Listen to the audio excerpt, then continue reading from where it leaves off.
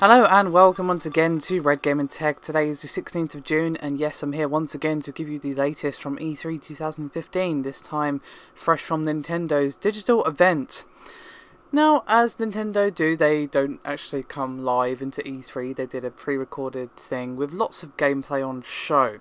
Now, it was a pretty solid showing from Nintendo, but nothing amazing and unfortunately nothing new about the new Legend of Zelda game, which is a little bit disappointing.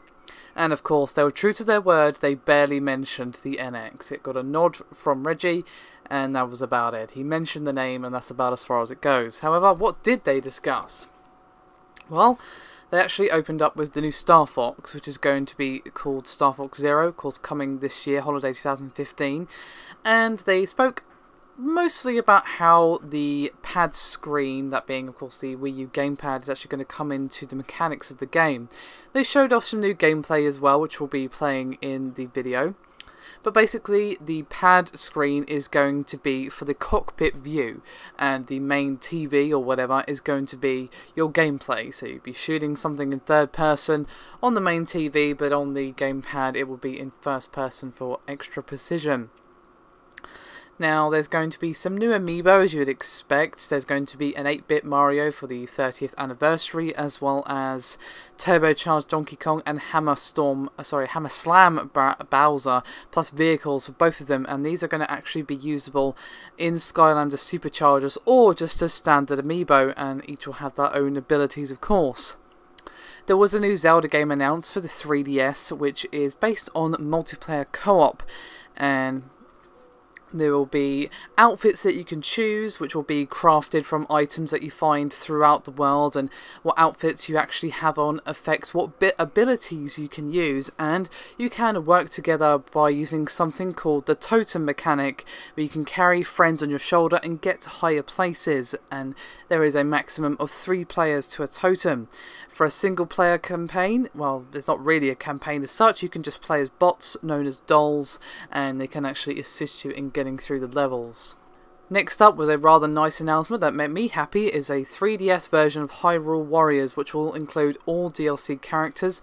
They called it a reimagining, which of course means that the graphics are going to have to be downgraded for handheld. Now, of course, alongside all the DLC and everything else that came with the base game, there's going to be new characters and stages from Wind Waker, and it's going to be coming out first quarter of 2016, and will go by the official name Hyrule Warriors Legends. Now, next up was Fire Emblem Fates. Very little was shown, just a trailer and a vague release date, 2016. Xenoblade Chronicles, a release date of the 4th of December 2015. Animal Crossing Happy Home Designer coming out in September of this year, and Animal Crossing Amiibo Festival coming out on holiday of this year as well. Now, I spoke a little bit about Yoshi's Woolly Worlds, and they've mostly spoke about how the co-op's going to function and how you can have a bit of a challenge or more of an easier time based on your playstyle. You can blast through the level if you just want to smash through the game and have as much fun as possible, or if you're more of a completionist and you want to get all the items, you're probably going to have a bit more challenge. So it is very much open to multiple playstyles. Now, on the co-op that I mentioned a second ago, you can actually swallow the other Yoshi and throw them to a high platform and work together, and of course you can use an Amiibo. And what's pretty cool is that, say you put a Mario Amiibo, just for example, that will actually appear in game, so Yoshi will turn into Mario, but of course in the yarn graphics style. Next up was a new Mario game called Mario & Luigi Paper Jam for the 3DS, and it's basically where you have both standard Mario or Paper Mario, and you can use the strengths to progress. So of course if there's a slim gap or something along those lines that you need to get through, you need to use Paper Mario to get through that, and that sort of thing. Now, the end of the conference was unfortunately not for Zelda as I thought it might be. It was actually for Super Mario Maker. Now, of course, again, you can use the Amiibo and the character will transform into that Amiibo. So, for example, the Wii Fit Trainer is the one they mentioned. And you can literally use Mario Maker to make anything you want. And you can use any assets that they've given you to literally go crazy. And they talked a little bit about how they actually used to design the levels on graph paper, and this is what inspired them to actually make Mario Maker. And to be honest, the way they used to make the levels looks painstaking as hell, so I don't really blame them for making something much more streamlined.